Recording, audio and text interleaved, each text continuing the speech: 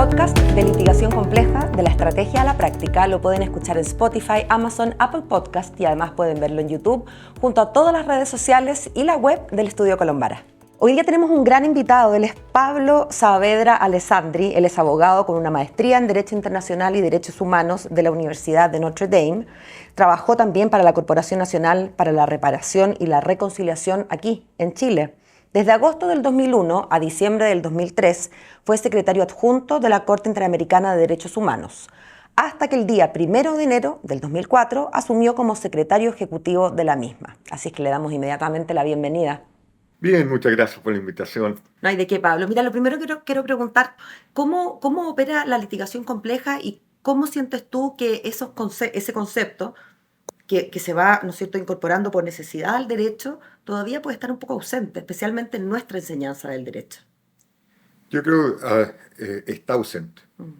Y te lo voy a explicar de la perspectiva de lo que yo hago en el sistema interamericano y esta visión de ver el derecho internacional de los derechos humanos como parte integral del acceso a la justicia. Yo creo que en Chile, como te veníamos hablando, todavía se ve mucho el tema de derechos humanos en algunos sectores estigmatizado, decirlo, a temas del pasado. O a temas que tienen que ver con política partidista incluso, ¿no? Partidista, muy claro. Otros lo ven con recelo, no les gusta utilizar la palabra, pero esto es un tema del día a día y tiene diferentes perspectivas para hacerlo. Y sobre el acceso a la justicia, y aquí quiero volver a lo que antes mencioné muy por arriba, Chile, cuando el presidente Elwin en el año 90 ratifica la Convención Americana, en fondo, ¿qué significaba eso? Es ampliar el acceso a la justicia de todos los ciudadanos de Chile. Que ya no están circunscritos a lo que pasa o lo que pueden solicitar dentro del territorio, sino que pueden acudir allá afuera. Allá afuera, cuando aquí internamente en Chile no se han solucionado sus problemas, agotando los recursos internos. Y eso, derechos humanos, no tiene color político, no tiene confesión religiosa, es decir, pertenece a todos. Y ahí empieza el camino, que es una litigación compleja en el sistema interamericano. Entonces, primero visualizarlo, que cualquier caso que no se haya solucionado dentro y conlleve violación de derechos humanos puede llegar al sistema interamericano. Y el sistema interamericano tiene algo que es muy propio, que es lo que nosotros dictamos, son las garantías de no repetición.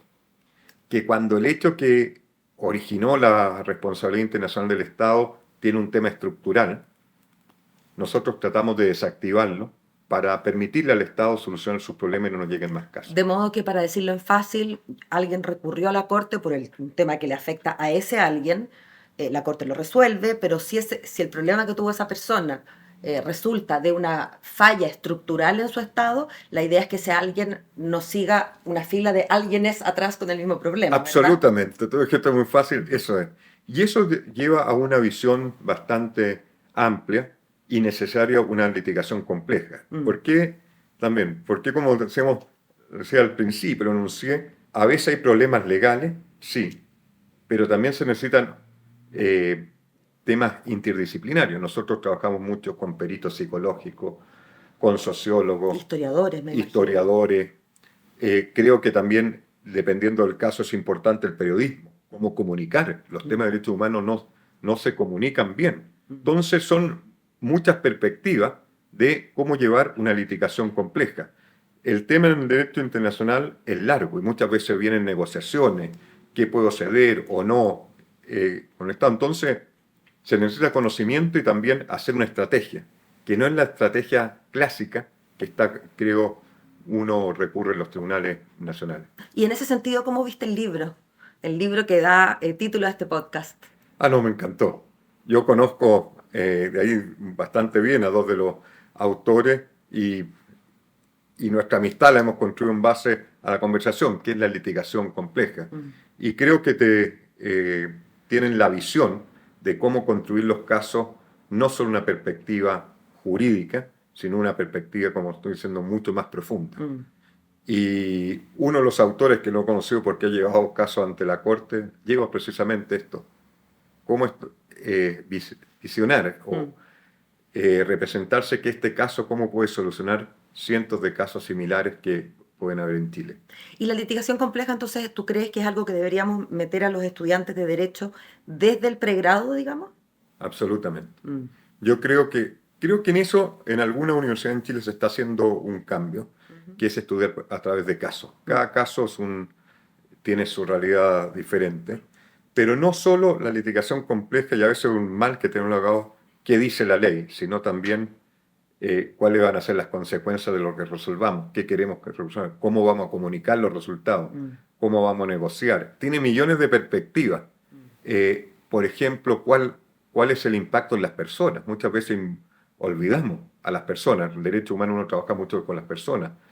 ¿Cuál es el impacto que un determinado caso puede tener en una persona, etcétera? Entonces, yo creo que la litigación compleja te lleva a abrir los ojos, a expandir tu posibilidad de conocimiento y sensibilidad frente al caso que tienes enfrente. Y en ese sentido, ¿cuáles dirías que son, en lo que tú has visto, los mayores aciertos, los mayores errores de los litigantes cuando se enfrentan a la Corte Interamericana? Algunos errores que a mí en lo personal no me gusta, por ejemplo, cuando se lee un texto que ya lo tenemos. Ya. Que de La repente redundancia. la redundancia es leer y no poner pasión. Ah, y todavía pasa que algunos Mucho, abogados, sí, mucho. no han visto películas. No han visto películas. Yo creo que eso también es un poco la transición que tenemos en Chile de los juicios orales a los escritos. Es todavía que leo. Eh, yo creo que también la litigación compleja en la parte de réplica y dúplica, es cómo contestarle a la contraparte, estar dispuesto de repente uno ¿no? salirse del esquema, para que salirse del esquema de repente, y eso lleva a una concentración y a la posibilidad de hacerse previamente por dónde va a salir mi contraparte. Entonces, ¿cómo creo que también la litigación compleja, lo decía antes, cómo utilizar la comunicación? Parte de la litigación compleja es comunicar, pues no solo comunicar el resultado, sino cómo ir creando un ambiente de lo que estoy litigando. Hasta una tensión dramática incluso. Sí, es cómodo. Porque creo que el litigante tiene que convencer al juez. Yo estoy en el otro lado, esto no es el juez. Y uno tiene que saber los diferentes argumentos. Cómo de repente utilizar medios audiovisuales. Cómo conseguir pruebas más allá de lo tradicional. Es decir, se necesita mucha creatividad. Pablo, hay un caso del que bueno, un caso que conoces bien, que además es chileno, y es el caso Atala. Y me gustaría quizás si pudieras primero para jóvenes que nos están viendo y que quizás no están tan familiarizados con ese caso, que les contaras un poquito de qué se trató y después pudiéramos entrar en la importancia de esa decisión y cómo fue estar, digamos, escuchando y conociendo de cerca ese caso que, como digo, fue chileno pero estuvo ante la Corte Interamericana. Gracias. Este es el caso de Karen Atala. Y es uno de los casos para mí más emblemáticos de Chile y también del sistema interamericano porque fue el primer caso que recibimos sobre discriminación por orientación sexual. Y es el caso que nos permitió a nosotros iniciar una ruta de uno de los temas más profundos que tenemos en nuestra América, que es la discriminación por orientación sexual. Contémosle a la gente de qué se trataba, cuál era el tema. Y Karen Atala es una jueza chilena que tiene tres niñas, se había separado su marido y ella se declaró y vivía con su pareja lesbiana. Y por una decisión, y quiero llamar la atención y voy a aprovechar de explicar cómo funciona el sistema interamericano, sobre la custodia de sus hijas, por una decisión de la Corte Suprema de Chile, le quitaron la custodia de Chile, perdón, de sus niñas, de sus tres hijas, utilizando, es la crítica que le hace la Corte Interamericana a la Corte Suprema y a Chile en el final, argumentos de discriminación por orientación sexual. Como que ella estaba menos capacitada para ser una buena madre. Sí, aquí distinguen si tú puedes ser buena o mala madre según tu orientación sexual. Una parte dicen, ella prefirió expresar su orientación sexual antes que el cuidado de sus niñas. Como que fuera una elección dicotómica. Sí, dicotómica o contradictoria, incompatible. Y eso es llevar estereotipos. Pero además, claro, uno lo piensa hoy en día con la perspectiva de los años y pensar que hoy en día reconocerse homosexual, heterosexual o cualquier otra preferencia y que eso sea el reconocerlo incompatible con ejercer la maternidad o la paternidad resulta como Difícil de creer. ¿Cuándo fue esto? ¿Qué año fue? Esta fue, debe haber sido una decisión de nosotros del año 2000, si no recuerdo, 12, 13. Ujú. Pero esto, O sea, esto no es hace 2 generaciones. no. Pero el caso creo que había sido resuelto por la Corte Suprema de Chile a mediados del año 2000. Se demoran en llegar los casos ante el sistema interamericano. Y es una cosa que hay que tener paciencia, una crítica a nuestro sistema lo largo que toma. Pero muchas veces este era un caso viejo, si uno lo demora 2014 en lo que se demoró llegar, pero un tema que tiene un impacto muy importante en Chile, tuvo. Uno podría decir, Pablo, y aquí recojo la crítica que tú haces, la autocrítica, ¿no? al sistema de justicia internacional y en particular al de tu corte, digamos, la corte donde tú te desempeñas. Alguien podría decir que en concreto este caso, claro, muy importante, fue una reivindicación para Karen Atala, para su maternidad, pero quizás más importante que el significado que tuvo para ella es el significado que pudo tener para las potenciales futuras víctimas, en el sentido de que si esto, la justicia que tarda, en algún sentido, no sé si deja de ser justicia, pero estoy pensando en el tiempo perdido, cuando estas niñitas fueron, se les quitó la custodia a la madre, eran niñitas y esto tiene que haberse resuelto cuando ya eran mayores de edad y no hay manera, por supuesto, de retrotraer el tiempo, de Sí. devolver. Entonces, quizás uno se queda con la sensación de que, bueno, más que por ella misma, por las que vienen después, o Sí, los que vienen después. sí, por las dos cosas yo creo. Nosotros no nos metimos en el tema quién se queda con la custodia. Mm, Pero sí, yo creo que para ella fue una reivindicación, sí, porque obvio. Karen hizo una pelea importante, una lucha que no es un motivo su orientación sexual para el tema de cuidado, el cuidado de sus hijas. Y sí también para las generaciones futuras, Mm. porque ¿qué pasó después? Pasó en Chile casos similares de padres homosexuales pidiendo la custodia de sus hijos. La Corte Suprema de Chile cambió el criterio. Claro, ya no podía. No podía y le dieron la custodia al padre homosexual. No puede ser el interés superior del niño, que se trabaja mucho, la Sí, orientación sexual de los padres. Es incompatible. o sea, Eh, son líneas paralelas, no se cruza, no se digamos, ¿no? La cruza. orientación sexual de los padres con el bienestar y el bien Sí. superior del niño. ¿Y qué pasó también en esta sentencia? Una de las Mm, cosas que le ordenó la Corte a Chile, mm. educar a los jueces. Hacer en la escuela judicial, meter que no se puede discriminar por orientación sexual. Y eso se hizo a partir de la sentencia después del 2010, o sea, Sí. insisto, hace Estamos muy poquito, recién. por eso te digo. Se le pidió un perdón público y Sí, lo pidieron al documento. Entonces, es un poco el objetivo. Tú cuando haces mm, una litigación compleja, lo que trabajamos es resolver el caso cuando se puede, pero también tratar un mensaje que no sigan sucediendo. mm. Y este caso de Karen Natale, ¿cuál es la importancia? Esto ha tenido impacto en Chile, pero irradiado toda nuestra América, Ah, mira. porque muchos otros tribunales han tomado la sentencia del caso de Karen Natale y evitado discriminaciones por orientación sexual. Por eso este es el caso, el primero que se inicia esta línea sobre discriminación por orientación sexual y ha transformado, ha sido emblemático. Y me imagino que tampoco es fácil para una jueza como Karen Natale, me lo imagino de afuera, estar cuestionando una decisión de la Corte Suprema en su Sí, claro. momento. Romper todos los estereotipos también que tenemos en Chile, es pelear contra el Estado, llevar su caso fuera Y hacer pública además de su vida. su vida, claro. Pero también yo creo que toda esa lucha tuvo una reivindicación cuando encontró justicia. Sí, sí. ¿Cómo han ido cambiando los temas, Pablo? Desde que tú llegaste al sistema interamericano de justicia, ¿cuáles son los temas que más veías tú en los primeros años y cómo han ido variando? Dejemos entre paréntesis lo del el cambio climático porque creo que eso merece una conversación o una pregunta aparte. Sí.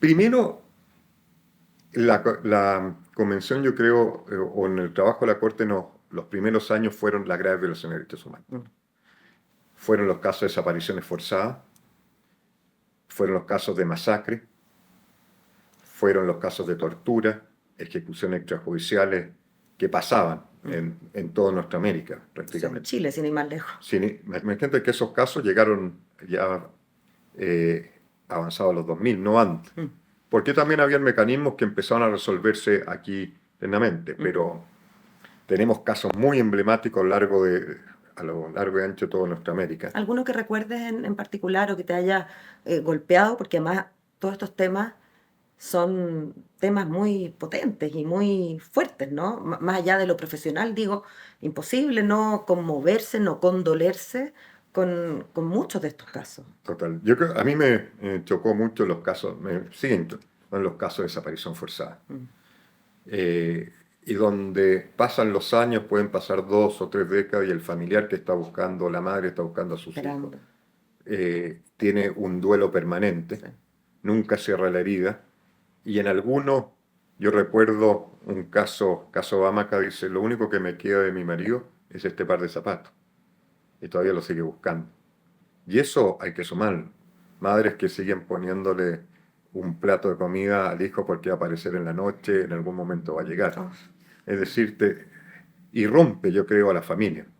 Entonces, esos casos son siempre traumáticos y a uno lo impresiona. ¿Y cómo se vive desde la judicatura? Porque uno, en la teoría, o lo que uno imagina de estos jueces como estos letrados sobre el estrado, que está físicamente incluso más alto, ¿no? Uno los imagina desde las alturas, conociendo esto, impartiendo justicia de una manera imparcial, fría. Estoy haciendo una caricatura, por cierto, pero esa es Sí, como un poco la visión. Pero claro, detrás de esos jueces hay padres, hay hijos, puede incluso uno sentirse identificado con alguna pérdida personal. ¿Cómo se vive? Para que eso tampoco se traspase, ¿no? Porque ustedes tienen que mantener una cierta postura, una cierta impostura incluso, pero debe ser muy duro en ocasiones, no sé, estar leyendo expedientes por horas quizás, donde un horror sucede a otro horror. ¿Cuál es el desgaste? ¿Qué pasa ahí en el estómago, digamos, de los jueces? yo creo que para toda persona que está escuchando esto es un momento emocional Claro, pero a ustedes les toca por trabajo. por A trabajo. nosotros quizás nos toca como audiencia de un noticiario, pero para ustedes es parte de sus deberes y como digo, pues imagino jornadas de largos expedientes y de tener que leer un espanto tras otro espanto. Yo creo que soy la persona que más testimonio ha escuchado en la historia de la Corte.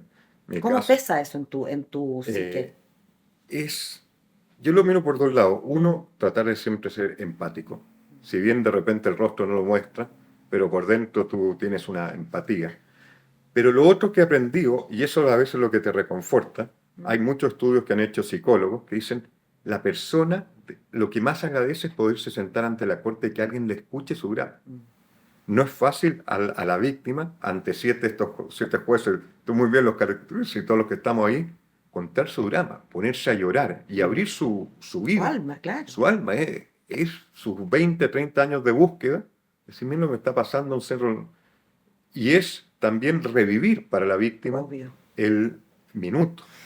Entonces, es duro, pero tú también piensas por otro lado, ella está teniendo, o él, la oportunidad de contar su Su día en la historia. corte, como dicen. Su día en la corte, ellos dicen, para mí mi reparación empieza este momento que alguien me escuchó. Mm. Y con seriedad, porque los jueces preguntan. Incluso siendo muy difícil preguntar, preguntan para crear esta empatía. Entonces, ahí tiene este otro lado reconfortante de esto. Y el otro caso también que es, para mí me ha marcado mucho, un caso de Guatemala, Molina Thyssen, No que estoy es, familiarizada, quizá también podrías contarnos a quien no que lo es conozca. en la época dura de Guatemala. A una señora la toman detenida porque decían que estaba haciendo su versión en la universidad. Ujú. Ella se escapa después que tuvo violencia sexual, le hicieron pasar hambre, y en represalia van a la casa de su madre y se llevan a su hermano de 14 años, y hasta el día de hoy desapareció. Y tú ves la lucha de una familia por años, tocando puertas y teniendo resultados. En los temas de justicia han sabido quiénes lo hicieron, cómo lo hicieron, pero se siguen preguntando hasta hoy día dónde está. Y cómo poder darle sepultura. Sí. Y ahí nunca voy a olvidar una parte del testimonio, porque nosotros dictamos esta medida de reparación, y uno de los jueces le pregunta al final, ¿qué más le gustaría venir a la corte? Y en un momento uno dice, que me saquen sangre, porque yo cuando muera van a poder a través de la genética a lo mejor saber Si si aparece, encuentran, si aparece o no aparece. que quede guardado el ADN en el fondo, para ADN. hacer el match si es Sí, que esto ocurriera. sí. ¿Y la peticionaria era la madre o la hermana? Era toda la familia. La familia.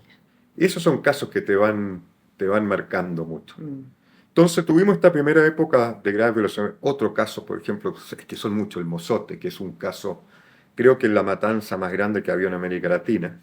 ¿Puedes repetir el nombre? El Mozote contra Mozote. El Salvador. En 48 horas, ¿Mm? los militares matan alrededor de 1.000 a 1.200 personas, arrasaron campamento entero y poblado entero en El Salvador. En 48 horas. ¿Pero qué es lo que había detrás? ¿Cuál era la Era la época del excusa o la conflicto. supuesta razón? El conflicto armado interno de El Salvador, pero las poblaciones rurales eran consideradas como subversivas. De izquierda estamos hablando de la lógica de la seguridad Sí. nacional de esa época. Y los mataron por nada. A todos. Y esto se descubrió después por un reportaje del New York Times, años después. Y ahora es uno de los casos emblemáticos.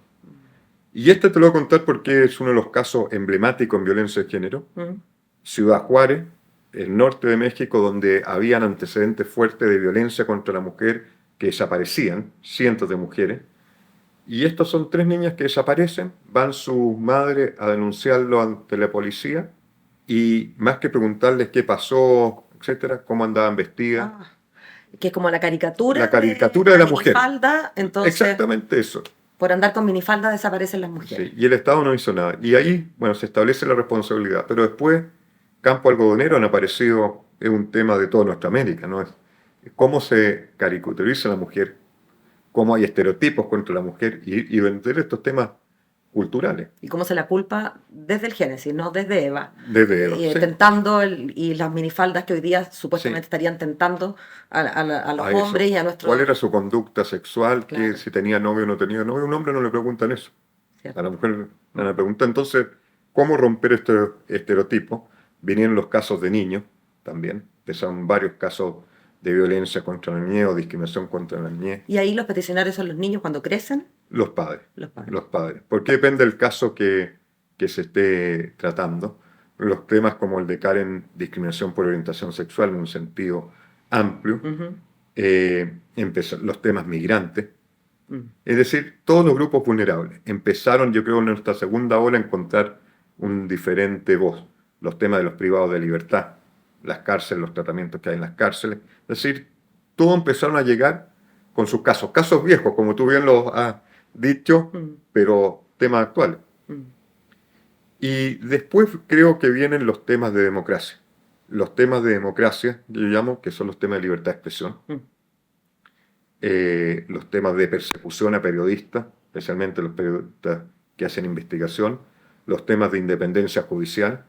También tuvimos los casos de Venezuela, sobre los medios de comunicación, RCTV, sobre las licencias, al único medio Obvio. crítico y que le quita las licencias, son los casos que conocemos Claro, no nosotros. es que le hagan censura, pero cuando ya no puede usar un espacio digamos, un rango del espacio electromagnético, claro, se queda sin la posibilidad de... Sin la posibilidad de y les transmitir quitaron. su Y noticia. era toda una porque eran subversivos, eran todo un discurso oficial claro. que fue creando.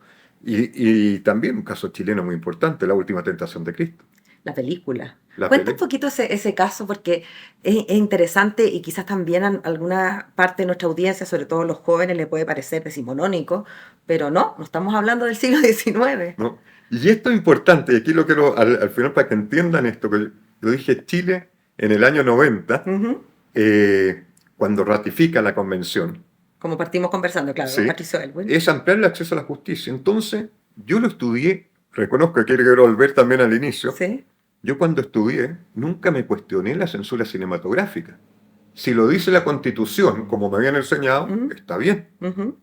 Si que era lo máximo. Palabra divina, claro. Divina.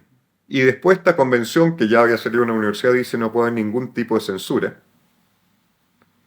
Y recordemos que en Chile habían películas, había un grupo que censuraba.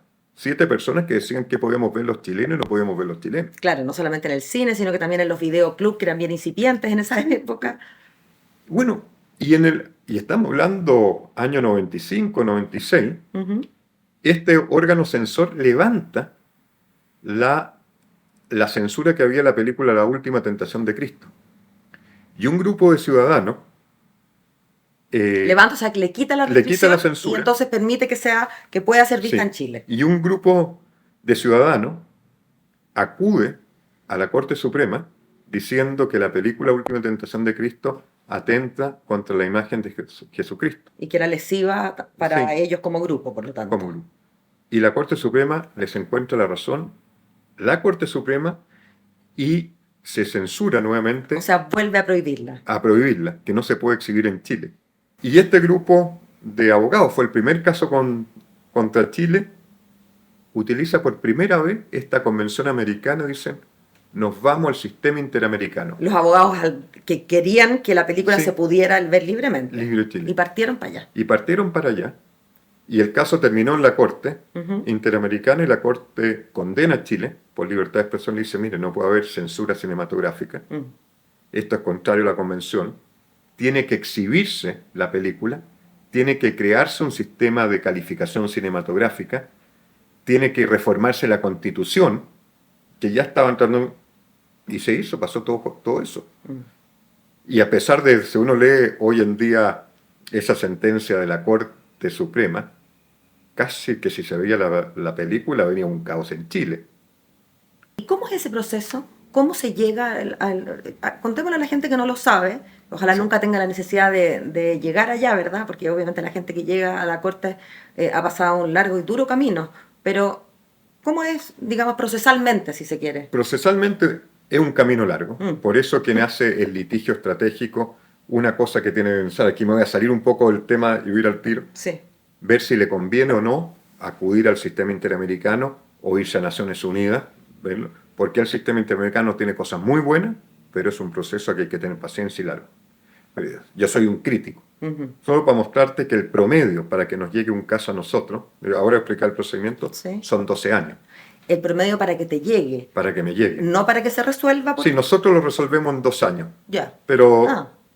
pero ¿Y qué 14 pasa en esos 12 años de promedio? y ahí te lo explico. Si tú encuentras que se te produjo una violación de derechos humanos, después de haber agotado los recursos internos en Chile, O sea, la Corte Suprema. la Corte Suprema o puede ser tribunales inferiores, dependiendo del caso, Ujú.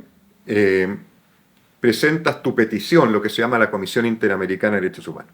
Y esa petición, para que pregunto, me imagino tiene que ser puesta por un abogado, no basta con que vaya una persona por sí ante sí, No. hay que tener jus postulandi, digamos. No. Y esto es una de las gracias que tiene el sistema interamericano, no necesitas abogado. Ah, ya. Cualquier persona la puede presentar. O sea, eso asegura el acceso de alguna manera, El o acceso. ayuda. Es recomendable ir con un abogado, Mm. porque te va a tener que defender contra un Estado. Pero no es requisito sine qua No es non. requisito. Y esa petición, la comisión la puede rechazar o darle curso. Ujú. Si le da curso, le da traslado al Estado y el Estado se defiende. Ujú. Y ahí tiene diferentes etapas. Y esas que digo rápidamente etapas te puede llevar hasta 12 años en promedio. 12 años. 12 años. Pero entonces no es que ustedes lo resuelven en 2 años, entendí mal. No, cuando nos llega a nosotros. Esto es la Comisión Interamericana en La Washington. comisión primero, Esto claro. va, la comisión en Washington. Perfecto. Entonces, la Y comisión... todo ese momentazo, digamos, en que se le da traslado al Estado, vuelve a mí la especie de réplica, la dúplica.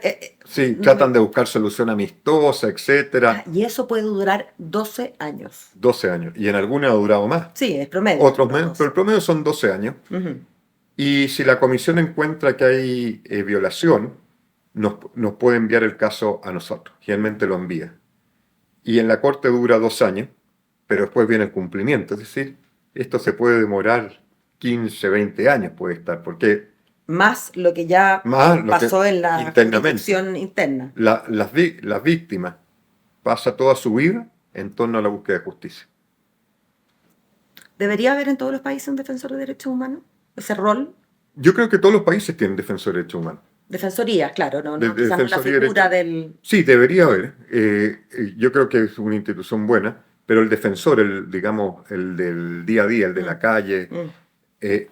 hoy en día quienes están, depende del país, pero quienes se están dando mucho, los defensores ambientalistas, porque hacen denuncia del impacto que está teniendo el medio ambiente. Entonces uno se pregunta, y esto también en los temas de violencia, ¿qué está pasando en nuestra América? Somos en América mayor número de periodistas muertos, mayor número de defensores de derechos humanos. ¿Y qué rol cumplen los dos? De denuncia, Sí. control social, Mm. es decir, hay poderes fácticos o poderes estatales que matan y los persiguen. Entonces, oye, esto podría durar para siempre, pero pasan los minutos y todavía no llegamos al medio ambiente, sí. Que es un tema como de derechos humanos de futuro, pero ya no es de futuro, en realidad ya está aquí hace rato, lamentablemente. Sí. ¿Cómo es el desarrollo de los derechos humanos en este ambiente y en estos desafíos medioambientales? ¿Y cómo eso ha llegado a la Corte? Para llegar te voy a hacer el recuento un poco así Dale. de lo que hemos hecho. Vimos ya graves violaciones de derechos humanos, Sí. lo contamos, hablamos los temas grupos vulnerables, muy arriba, hablamos los temas de democracia. Y yo creo que el otro gran tema que se está viniendo son los temas de los derechos económicos, sociales y culturales. Uh-huh. Están los temas de acceso a la salud, educación, los temas de pensiones, trabajo, etc. Y recientemente lo que quiero preguntar son los casos que tenemos hoy en día. Yo justo vengo llegando de la audiencia sobre cambio climático. Son 3 opiniones consultivas. En Barbados. En Barbados. Te va a demostrar el trabajo que estamos haciendo en el sistema interamericano, como esta evolución, que un poco a lo que quería mostrar. Hoy en día tenemos 3 opiniones consultivas, llegar a la última, que es cambio climático. La primera, que la presenta México. Cuéntale también a nuestra audiencia qué es lo que es una... Es una opinión consultiva. No es un caso contencioso, es una pregunta que le hace, en este caso, los estados, puede ser también la Comisión Interamericana, ciertas instituciones del sistema interamericano, a la Corte para que dé una opinión. ¿Una especie de directriz? Directriz, sí, obligatoria, o que sirva de guía obligatoria, no es de cumplimiento como un caso, pero... ¿Cómo debo portarme, cómo debo conducirme respecto de algún tema? En temas sobre interpretación de la Convención u otros tratados. Y aquí tenemos, miren, los temas que estamos llegando. México nos lleva al tema de derechos humanos y empresas y el tema comercialización de armas y todo el tema de la trazabilidad de las armas, porque al haber descontrol, cómo eso se está impactando en la violencia en México y en el resto de la región por la falta del descontrol de armas. Mira. La presenta, llama la atención, un Estado es un tema clave en nuestra región. El tema de violencia hoy en día es uno de los temas, pero estamos en Chile y es el tema del que estamos hablando todos los días. Y México tiene, por ejemplo, todo su conflicto con Estados Unidos, cómo entran las armas y esas se apoderan del narcotráfico, pero esto empieza a bajar hacia abajo. Sí, pues. Todo el tema armas. Después una nos presenta Argentina, que es fascinante, desde mi punto de vista, que tuvimos las audiencias ahora en marzo sobre el derecho al cuidado. Primero, otro tema del que se ha hablado bastante, sobre todo en la época constitucional, podríamos decir, de Chile recientemente.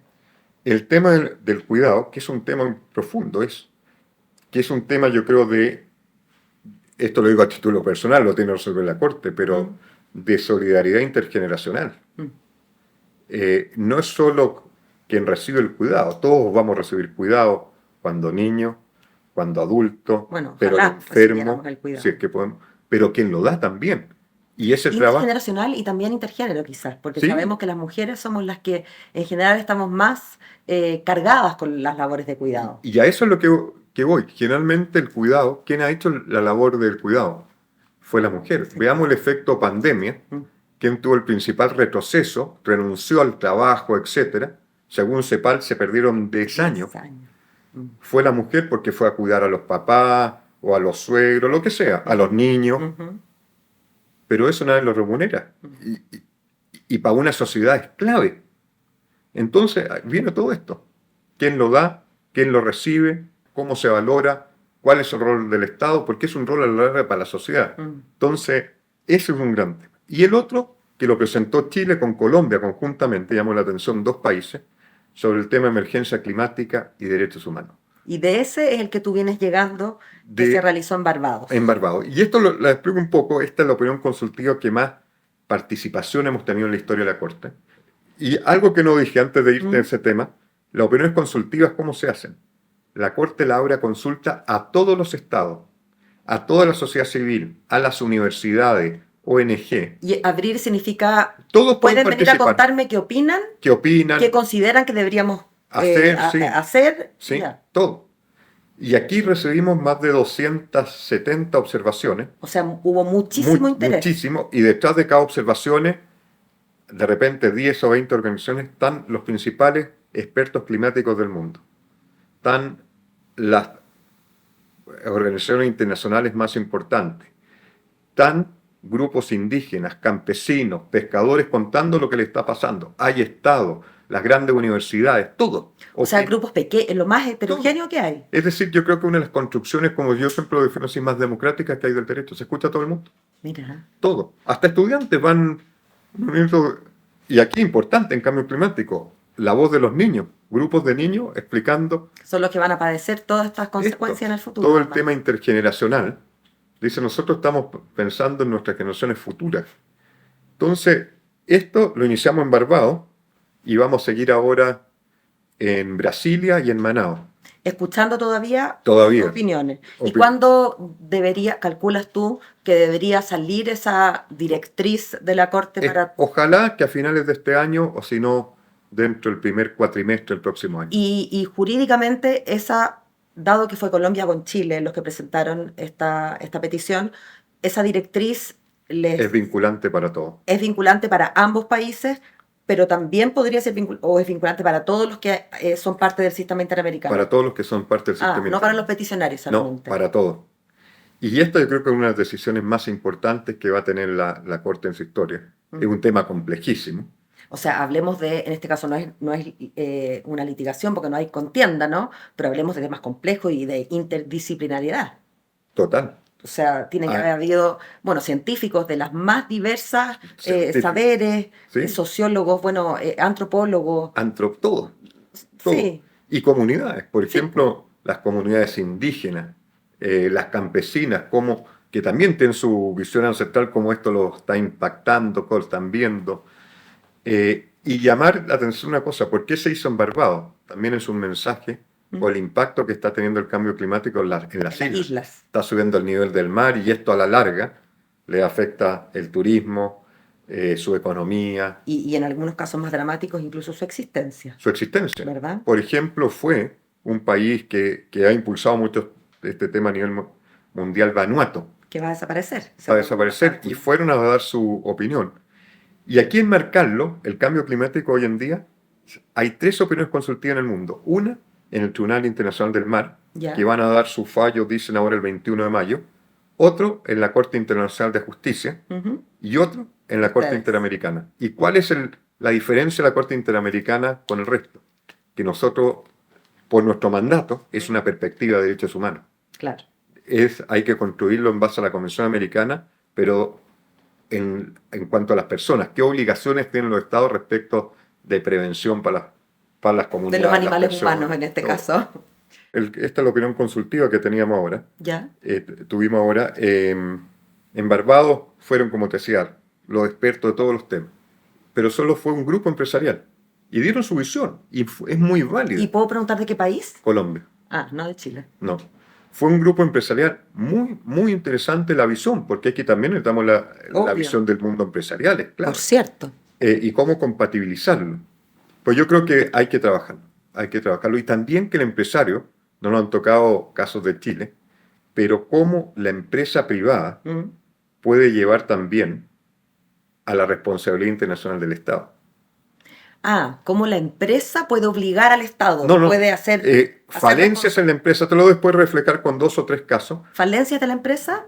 Y la falta de fiscalización del Estado sobre la empresa puede llevar a generar la responsabilidad internacional del Estado. O sea, el Estado por no haber fiscalizado correctamente a tal o cual empresa privada. Sí. O sea, el Estado termina siendo responsable por un, comillas, pecado de la empresa, pero en realidad el pecado es no haber estado suficientemente encima de esa empresa. Y te voy a contar un caso que es dramático de Brasil, el caso que se llama Fábrica de Fuego. ¿Fábrica de fuego? Fábrica de fuego. ¿Ya? Brasil, después de China, es el segundo productor mundial de fuego artificial. Mira, no sabía. En el norte de Brasil, había una fábrica de fuego artificiales. Por eso fábrica de fuego. Sí. Ya. Y no te imagines que una fábrica de fuego grande, condiciones precarias, que se trabaja en un sector de una población muy vulnerable, pobreza extrema. Pero además inflamable, explosivo, o sea, con una mezcla explosiva, literalmente. Y mira estos temas cuando se van con pobreza y derechos humanos. Comunidad es pobreza extrema, gran analfabetismo. Hay un tema estructural en Brasil, población negra. Y esta fábrica, que eran unos galpones, ¿no? Te imaginas, haciendo fuegos artificiales a través de las manos, sin ningún tipo de seguridad, el Estado estando consciente de todo lo que pasaba, y vienen los fenómenos sociales. En las partes de hacer las bombitas, los petardos, llamaríamos aquí, mujeres principalmente, porque eran Manos más pequeñas. Y les pagaban llevando unos cartones, unas bolsas que echaban, y de eso te pagaban 50 centavos de dólar, etc. Entonces, por la bolsa con cierta cantidad de estrellitas Entonces tú, para producir más, cuando tienes pobreza extrema, llevas a tu hijo. Ay, no van al colegio. Esta historia? Y hubo una explosión. Eso. Murieron 60 personas, 50 y tantas fueron mujeres, 14 niños, y uno de los testimonios increíbles que me tocó vivir, una era la sobreviviente, que su madre estaba embarazada de 9 meses, su madre se quemó y a ella la salvaron. A ella estando en el vientre materno, una cesárea de emergencia. Y murió toda su familia. Wow. Y eso es responsabilidad empresarial. Claro, ¿dónde estaba la inspección del trabajo, diríamos? Inspección del trabajo, y sabían lo que estaba pasando. Y de eso se está dando cada día más caso. Y por eso es importante también trabajar con el mundo empresarial. Esto estamos siendo un mundo empresarial muy precario, pero eso está pasando. Y de eso tenemos casos sobre buzos que no tienen, y cientos otros casos. Y lo otro que es importante también es el mundo empresarial, cómo a veces puede llegar al sistema interamericano.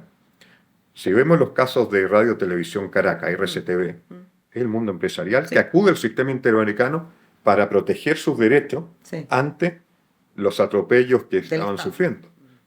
Perú lo tuvo en el caso Baruchipcher, en su época también, el medio de comunicación que en la época del presidente Fujimori le quitan sus acciones porque era el medio crítico.